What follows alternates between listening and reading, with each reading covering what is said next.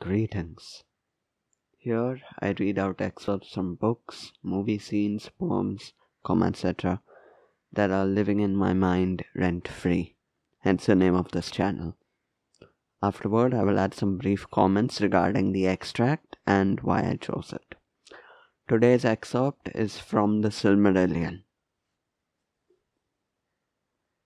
The one was deep and wide and beautiful, but slow and blended with an immeasurable sorrow, from which its beauty chiefly came. The other had now achieved a unity of its own, but it was loud and vain and endlessly repeated, and it had little harmony, but rather a clamorous unison as of many trumpets braying upon a few notes, and it essayed to drown the other music by the violence of its voice, but it seemed that its most triumphant notes were taken by the other and woven into its own solemn pattern. End of excerpt. So, that was a short one. Briefly commenting on what this story is in the Silmarillion. It is the Silmarillion's equivalent of the chapter in Genesis in the Old Testament, where God creates the world by saying, "Let there be dash," and dash comes to being, and then God says, "Dash is good." And here it's the world is created by way of a song, three sets of songs, and what we are hearing here is the third set of two songs. And the reason this comes to my mind from time to time is not precisely, so the idea which comes to my head is not precisely the same as this. What comes to my head is the idea that so if you've heard John Peterson, you may have heard the idea summarizing being as tragedy tainted by malevolence. And then I think that's true, but then I also have the conflicting idea that being tends towards the idea that being is good, or that things tend toward that the forces of reality are good, and those are obviously contradictory. And the way I've reconciled that is that in my head, what it seems to be is that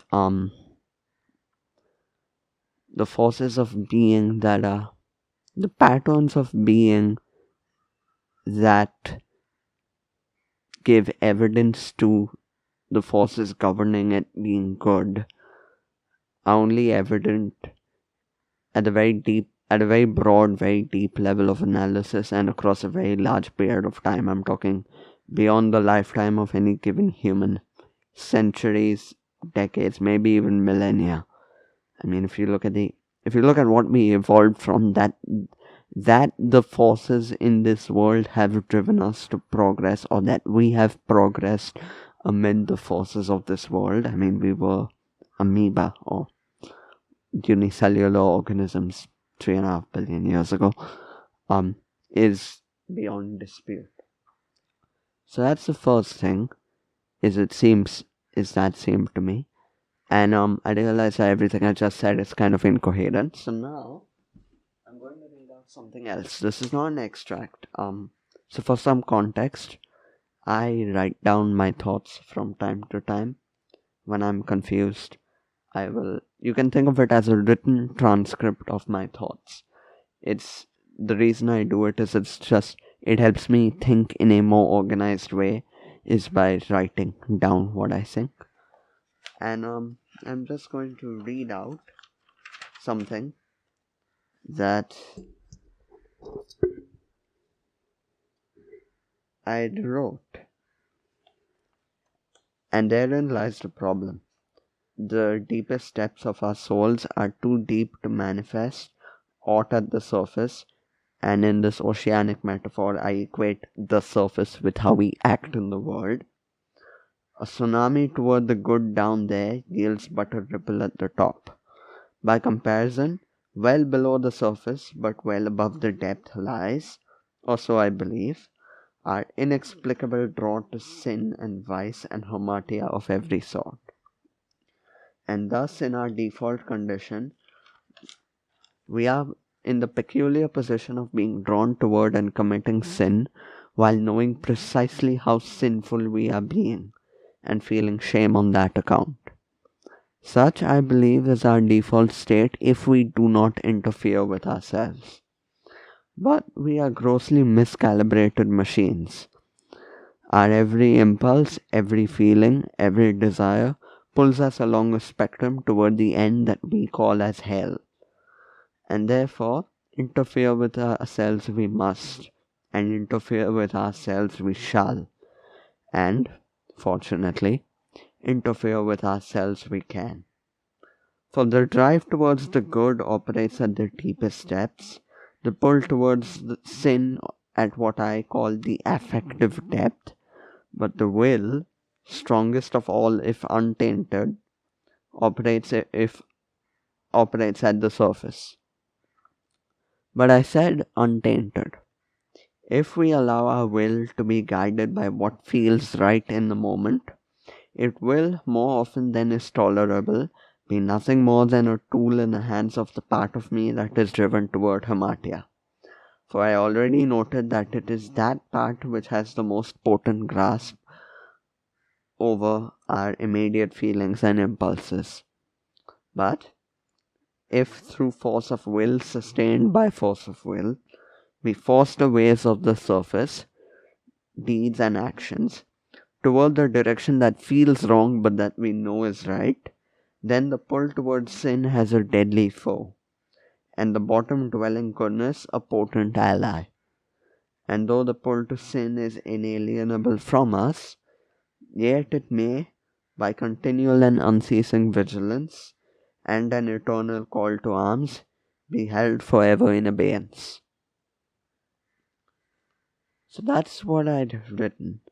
And something which I realized after the fact of writing that, which I hadn't articulately realized while writing it, is that in some regard,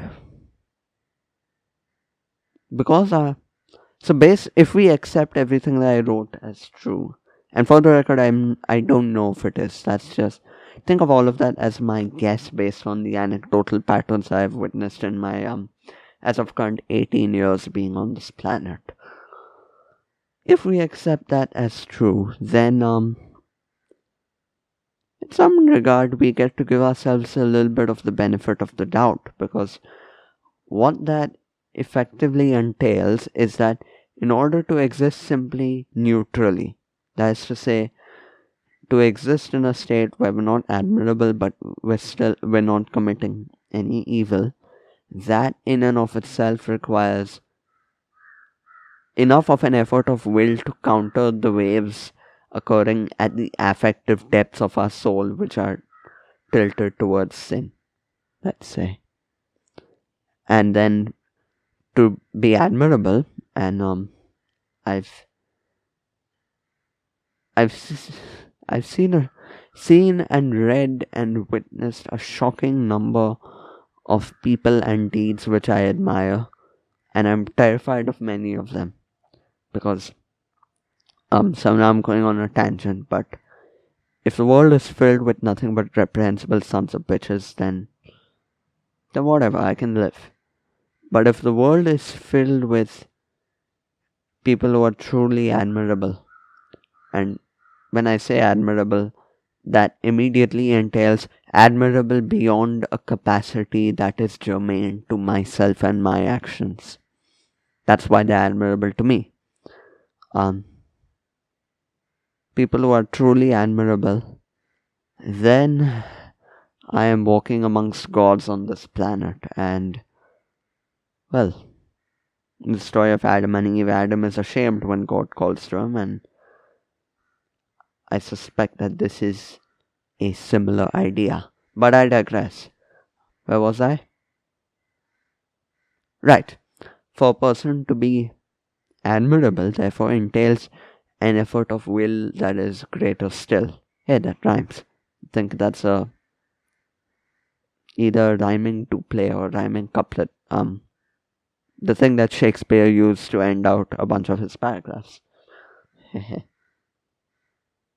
And that at first glance doesn't seem to be exactly relevant in terms of the extract I read out at the beginning, but for some reason the two occupy the same place in my mind and seem to